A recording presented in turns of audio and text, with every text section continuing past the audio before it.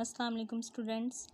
आज हमारा टॉपिक है टाइप्स ऑफ मैट्रिसेस कि मैट्रिक्स की कौन सी टाइप्स हैं और वो कैसी होती हैं। फर्स्ट जो टाइप है वो है row matrix. A matrix is set to a row matrix if it has only one row. एक मैट्रिक्स जिसमें सिर्फ एक रो हो उससे रो मैट्रिक्स कहते हैं। For example, matrix M equals to 2 minus 1 7 is a row matrix of order 1 by 3 and M equals to 1 minus 1 is a row matrix of order 1 by 2। Last lecture में आपको order of a matrix find करना बताया था कि किसी भी matrix का order जो है वो किस तरह से निकाला जाता है, number of rows by number of columns. अब यहाँ पर उन्होंने एग्जांपल में दो मैट्रिसेस दी हुई हैं। एक मैट्रिक्स एम है, इसमें भी एक ही रो है और इसके कॉलम वैसे 3 बनते हैं, इसलिए इसका ऑर्डर 1 by 3 है। और जो एम मैट्रिक्स है उसमें ये एक रो मैट्रिक्स है क्योंकि इसकी एक ही रो है और अगर इसका ऑर्डर लिखा जाए तो इसका ऑर्डर है 1 by 2 क्योंकि इसमें नंबर ऑफ़ रोज़ जो हैं वो 1 है और इसके अगर नंबर ऑफ़ कॉलम्स काउंट किए जाएँ तो वो 2 हैं। 1 by 2 फिर इसका ऑर्डर हो गया। सेकंड टाइप है कॉलम मैट्रिक्स की। अ matrix is called a column matrix if it has only one column. एक मैट्रिक्स जिसका सिर्फ एक कॉलम हो उस मैट्रिक्स को कॉलम मैट्रिक्स कहते हैं। इसकी एग्जांपल नेक्स्ट पेज पर दी हुई है। For example matrix M equals to 1 0। यहाँ पर एक इसका कॉलम है और N में एलिमेंट्स 3 हैं 2 0 1, लेकिन अगर कॉलम को देखा जाए तो इसका भी एक ही कॉलम है।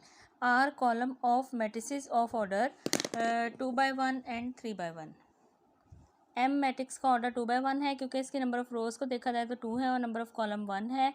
एन मैट्रिक्स की नंबर ऑफ़ रोज़ 3 है और इसका नंबर ऑफ़ कॉलम जो है वो 1 है, इसलिए इनके ऑर्डर नेक्स्ट पर दिए हुए हैं। तो आपने अब याद रखना है कि वो मैट्रिक्स जिसमें सिर्फ एक रो हो इसको रो मैट्रिक्स कहते हैं और वो मैट्रिक्स जिसमें सिर्फ एक कॉलम हो उसको कॉलम मैट्रिक्स कहते हैं। नेक्स्ट है rectangular matrix. A matrix M is called a rectangular if the number of rows of M is not equal to the number of columns of M। कोई एक मैट्रिक्स M रेक्टेंगुलर मैट्रिक्स होगी अगर उसकी number of रोज़ बराबर ना हो उसके number of columns के, यानी नंबर ऑफ़ रोज़ कुछ और होनी चाहिए, नंबर ऑफ़ कॉलम्स कुछ और होने चाहिए। जैसा कि रेक्टेंगल की शेप होती है, डिफरेंट शेप्स में रेक्टेंगल्स बने हुए होते हैं इस फॉर्म में या फिर इस फॉर्म में। तो ये फॉर्म तभी बनती है जब नंबर ऑफ़ रोज़ और नंबर ऑफ़ कॉलम्स इक्वल ना हो, जैसा कि यहाँ पे एग्जांपल दी हुई है। यहाँ पे कॉलम्स इसके 2 हैं और रोज़ 3 हैं। इस तरह की शेप में जो रेक्टेंगल होगी उसको रेक्टेंगुलर मैट्रिक्स कहेंगे। मैट्रिक्स बी यहाँ पर है, सी है, डी है, ये तमाम जो हैं ये एग्जांपल्स हैं आपके पास रेक्टेंगुलर मैट्रिसेस की। और ए बी सी डी के नीचे बारी बारी जो है वो इनके ऑर्डर्स भी बताए हुए हैं, जो कि आपको पहले मैंने बता दिया है कि किस मेथड से आपने मैट्रिक्स के ऑर्डर फाइंड आउट करने हैं। नेक्स्ट जो टाइप है उसका नाम है square matrix. A matrix is called a square matrix if its number of rows is equal to its number of columns. एक मैट्रिक्स जो है वो मैट्रिक्स जिसके नंबर ऑफ़ रोज़ बराबर हों उसके नंबर ऑफ़ कॉलम्स के, उनको स्क्वायर मैट्रिक्स कहते हैं। एग्जांपल है यहाँ पर मैट्रिक्स ए के लिए, यहाँ पर नंबर ऑफ़ रोज़ काउंट की 2 है और नंबर ऑफ़ कॉलम्स को जब काउंट किया तो ये भी 2 है, इसलिए ये एक स्क्वायर मैट्रिक्स की एग्जांपल है। नेक्स्ट वहाँ पर मैट्रिक्स भी दी हुई है, इसकी नंबर ऑफ़ रोज़ देखें तो first row, second row, third row, 3 rows हैं। और अगर कॉलम्स को देखा जाए तो फर्स्ट कॉलम, सेकंड कॉलम और थर्ड कॉलम, 3 ही इसके कॉलम्स हैं। यहाँ पर मैट्रिक्स सी दी हुई है जिसमें सिर्फ एक ही एलिमेंट है 3। अगर इसकी रोज़ देखें तो इस तरह हम देखेंगे 1 रो और 1 ही कॉलम। ये भी जो है वो स्क्वायर मैट्रिक्स की एग्जांपल है। नीचे इन सबके ऑर्डर दिए हुए हैं। फिफ्थ जो टाइप है उसको कहते हैं नल और zero matrix. A matrix M is called a null और zero matrix if each of its entries is zero. एक मैट्रिक्स M जिसके तमाम एलिमेंट्स एंट्रीज ज़ीरो हों उसे नल या ज़ीरो मैट्रिक्स कहते हैं। एग्जांपल में आपको 2 by 2 का एक स्क्वायर मैट्रिक्स दिखाया हुआ है, ये दोनों रेक्टेंगुलर हैं, ये भी रेक्टेंगुलर है, ये स्क्वायर मैट्रिक्स है। डिफरेंट ऑर्डर के आपको मैट्रिसेस बना कर दिखाए हुए हैं जो कि नल मैट्रिसेस हैं। नेक्स्ट है transpose of a matrix. A matrix obtained by changing the rows into columns or columns into rows of a matrix is called transpose of that matrix. If A is a matrix then its transpose is denoted by A के ऊपर power small t में लिखी हुई है। Transpose of a matrix का मतलब ये है कि एक मैट्रिक्स ए, अगर कोई मैट्रिक्स आपके पास हो, आप उसकी रोज़ को चेंज करके कॉलम्स में लिख दें या आप कॉलम्स को चेंज करके रोज़ में लिख दें, तो जो नई मैट्रिक्स बनेगी वो पहले वाली मैट्रिक्स का ट्रांसपोज होगी। और इसको डिनोट करने के लिए अगर एक सिंपल मैट्रिक्स है जिसका नाम ए है, तो ए ट्रांसपोज को आप ए के ऊपर पावर टी स्मॉल साइज़ में लगाएंगे, उससे रिप्रेजेंट करते हैं। इसकी एग्जांपल दी हुई है अब नेक्स्ट पेज पर कि यहाँ पर आपको एक मैट्रिक्स ए दिखाई हुई है 3x3 की, और जब इसका ट्रांसपोज लिया तो इसमें आप देखिएगा यहाँ पर ये पहली रो ली और पहला कॉलम बनाकर लिख दिया, सेकंड रो को लिया, सेकंड कॉलम बनाकर लिख दिया, थर्ड रो को लिया और थर्ड कॉलम बनाकर लिख दिया। ये ट्रांसपोज है ए और ए ट्रांसपोज। इसी तरह यहाँ पर एक मैट्रिक्स बी दी हुई है जिसमें 2 रोज़ हैं और इसके 3 कॉलम्स हैं। जब इसका ट्रांसपोज बनाना था बी ट्रांसपोज, तो पहली रो ली और उसको फर्स्ट कॉलम में लिख दिया, सेकंड रो ली, इसका सेकंड कॉलम बना दिया। थर्ड आपके पास एग्जांपल है एक मैट्रिक्स सी की जिसमें 1 रो है। जब आपने सी ट्रांसपोज बनाया तो ये पहली फर्स्ट रो जो आपने ली है इसको आपने फर्स्ट कॉलम में राइट कर दिया। If a matrix A is of order 2x3 then order of its transpose A की पावर टी इज़ 3/2। चूँकि हम किसी मैट्रिक्स की नंबर ऑफ़ रोज़ को कॉलम्स में चेंज कर देते हैं या हम कॉलम्स को रोज़ में चेंज कर देते हैं, तो जो इनके ऑर्डर्स हैं वो ऑपोजिट हो जाते हैं। अगर कोई मैट्रिक्स ए है और उसका पहले ऑर्डर है 2/3, जब आप उसका ट्रांसपोज ले लेंगे तो फिर उसका ऑर्डर बन जाएगा 3/2। यहाँ पे उन्होंने ये एक एग्जांपल आपको बताई हुई है। नेक्स्ट टाइप है negative of a matrix. Let A be a matrix then its negative minus a is obtained by changing the signs of all the entries of matrix A। अगर आपके पास कोई मैट्रिक्स ए है तो negative जो है minus ए matrix जो है वो बनेगी अगर आप उसकी तमाम एलिमेंट्स के साइंस को चेंज कर दें। एग्जांपल देखिएगा, if A equals to 1 - 2 3 4 then minus A equals to, यहाँ पर 1 प्लस का था तो इसको यहाँ पर -1 बना दिया, -2 को +2 में लिख दिया। पहले 3 था फिर -3 हो गया, जो 4 था वो -4 हो गया। ये मैट्रिक्स ए है, ये उसका नेगेटिव है इसलिए इसको -a से रिप्रेजेंट किया हुआ है। इन सब के साइंस चेंज हो जाते हैं। Symmetric matrix. A square matrix is symmetric if it is equal to its transpose. एक स्क्वायर मैट्रिक्स जो है वो सिमेट्रिक होगा अगर वो अपने ही ट्रांसपोज के इक्वल हो। For example, matrix A is symmetric if A transpose equals to A. अगर आपके पास एक मैट्रिक्स ए है, आपने उसका ट्रांसपोज लिया और वो फिर भी उसमें कोई चेंज नहीं आया, वो मैट्रिक्स ए के इक्वल आई, तो ऐसी मैट्रिक्स को सिमेट्रिक मैट्रिक्स कहते हैं। एग्जांपल में आप देखिएगा m इक्वल्स टू, यहाँ पर आपको ये एक मैट्रिक्स नज़र आ रहा है 3x3 का और ये एक स्क्वायर मैट्रिक्स है। जब इसका ट्रांसपोज लिया गया, फर्स्ट रो ली और उसको फर्स्ट कॉलम में राइट किया, सेकंड रो ली उसको सेकंड कॉलम में राइट किया, थर्ड रो ली इसको थर्ड कॉलम में राइट किया। और जब हमने ये सारा लिखने के बाद जब आपने चेक करना है नंबर्स को 1 2 3 1 2 3 2 - 1 4 2 - 1 4 3 4 0 3 4 0, तो ये तो m के ही इक्वल आ गया। इसलिए जब m ट्रांसपोज इक्वल हुआ m के, तो ये मैट्रिक्स m जो है ये एक सिमेट्रिक मैट्रिक्स है। आगे नेक्स्ट आपको एक और एग्जांपल दी हुई है।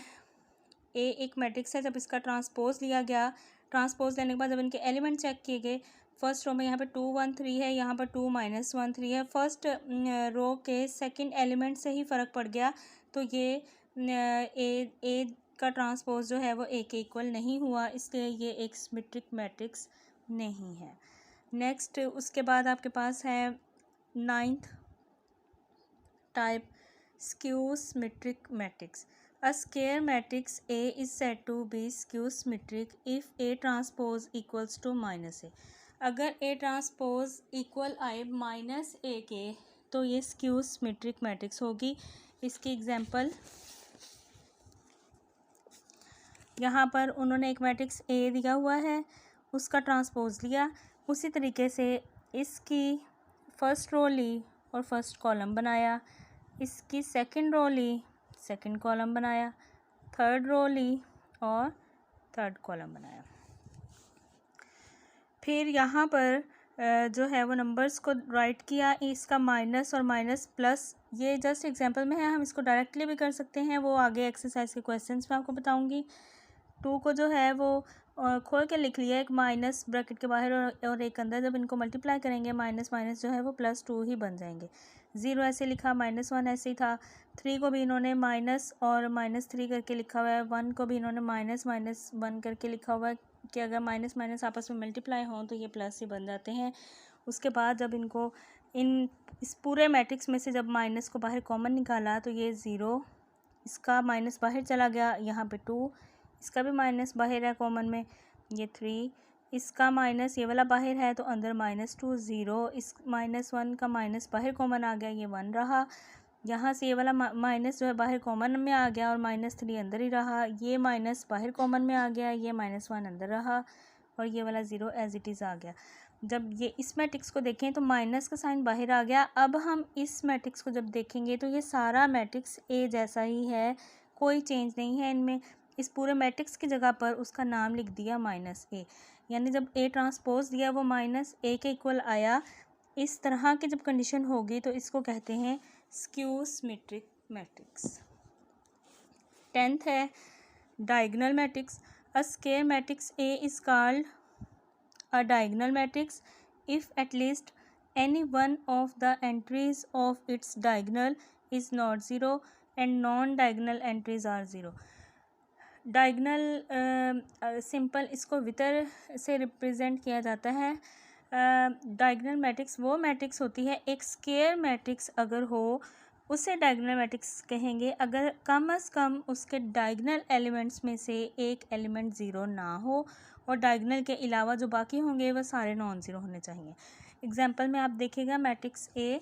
अब इसमें कहने का उनका मतलब ये है डायगोनल जो है वो एक्चुअली ये वाली लाइन, ये वाला डायगोनल होता है। अब डायगोनल के अलावा जितने भी एलिमेंट्स हैं वो तो सब 0 ही होने चाहिए और डायगोनल में कम अज़ कम जो है एक एलिमेंट ऐसा होना चाहिए जो नॉन ज़ीरो हो। अब अगर यहाँ पर भी 0 होता और यहाँ पे 1 लिखा हुआ होता तब भी ये मैट्रिक्स जो है वो डायगोनल मैट्रिक्स ही होनी थी। सेकंड में देखिएगा बी, ये डायगोनल है, यहाँ पर एलिमेंट्स नॉन ज़ीरो हैं, ऊपर नीचे सारे जो हैं वो 0 हैं, इसलिए ये डायगोनल मैट्रिक्स है। सी में ये वाला डायगोनल था और इसमें एक जो है वो 0 था, उसके अलावा 2 एलिमेंट नॉन ज़ीरो मौजूद थे, इसलिए ये भी एक डायगोनल मैट्रिक्स की ही एग्जांपल है। आगे यहाँ पर आपको मैट्रिक्स M और N 2x2 के दिए हुए हैं जो कि डायगोनल मैट्रिक्स हैं। नेक्स्ट एग्जांपल है, नेक्स्ट जो टाइप है वो है scalar matrix. A diagonal matrix is called a scalar matrix if all the diagonal entries are same and non zero. वो कह रहे हैं कि अगर एक डायगोनल मैट्रिक्स जो है उसको हम स्केलर मैट्रिक्स कह सकते हैं अगर इसके तमाम डायगोनल एंट्रीज सेम हों और वो नॉन ज़ीरो हों। ये उसके जनरल फॉर्म है, उन्होंने डायगोनल में के लिखा हुआ है, बाकी ऊपर नीचे वाले सारे जो हैं वो 0 एलिमेंट्स हैं। एग्जांपल्स में उन्होंने आपको मैट्रिक्स ए दिया है जिसमें उन्होंने डायगोनल में आपके पास 2 2 2 आया है, ऊपर और नीचे वाले सारे एलिमेंट्स में 0 है। मैट्रिक्स बी में डायगोनल में 3 3 आया है और ऊपर नीचे वाले सारे जो हैं वो 0 हैं। और C equals to 5 are scalar matrices, मतलब अगर कोई 1 एलिमेंट वाला मैट्रिक्स हो तो वो भी स्केलर मैट्रिक्स होगा। नेक्स्ट उसके बाद है 12th टाइप है identity matrix. A diagonal matrix is called identity unit matrix. Identity matrix के दो नाम हैं, आइडेंटिटी मैट्रिक्स और इसको यूनिट मैट्रिक्स भी कहते हैं। If all diagonal entries are 1 and it is denoted by I. एक मैट्रिक्स ए है, इसमें जो डायगोनल है वहाँ पर 1 आएगा और बाकी ऊपर नीचे जो है वो 0 है। ये एक 3x3 का आइडेंटिटी मैट्रिक्स है। नेक्स्ट मैट्रिक्स बी है जो कि 2x2 का मैट्रिक्स है, एक आइडेंटिटी मैट्रिक्स है क्योंकि इसके डायगोनल में 1 1 है। और मैट्रिक्स सी जो है वो उसमें अगर 1 लिखा हुआ हो तो ये भी एक 1x1 का एक आइडेंटिटी मैट्रिक्स है। ये तमाम टाइप्स जो थी मैट्रिसेस की उनकी डेफिनेशंस आप लोगों ने अच्छे से याद करनी है और नेक्स्ट एक्सरसाइज उसी से रिलेटेड है। जब तक कॉन्सेप्ट क्लियर नहीं होगा तो इस एक्सरसाइज में आपको जो है वो प्रॉब्लम होगी। आगे एक नोट लिखा हुआ है कि the scalar matrix and identity matrix are diagonal matrix. अगर स्केलर मैट्रिक्स है और अगर कोई आइडेंटिटी मैट्रिक्स हो तो वो उन दोनों को हम कह सकते हैं कि ये मैट्रिक्स जो हैं वो डायगोनल मैट्रिसेस भी हैं। सेकंड नोट है कि every diagonal matrix is not a scalar और आइडेंटिटी। हर डायगोनल मैट्रिक्स जो है उसको आप नहीं कह सकते कि ये स्केलर है या ये आइडेंटिटी मैट्रिक्स है। तो इन दोनों नोट्स को भी अच्छे से आपने अंडरस्टैंड कर लेना है और ताकि कोई MCQs इसमें से बन के आए तो आप लोग उसको क्लियरली सॉल्व कर सकें।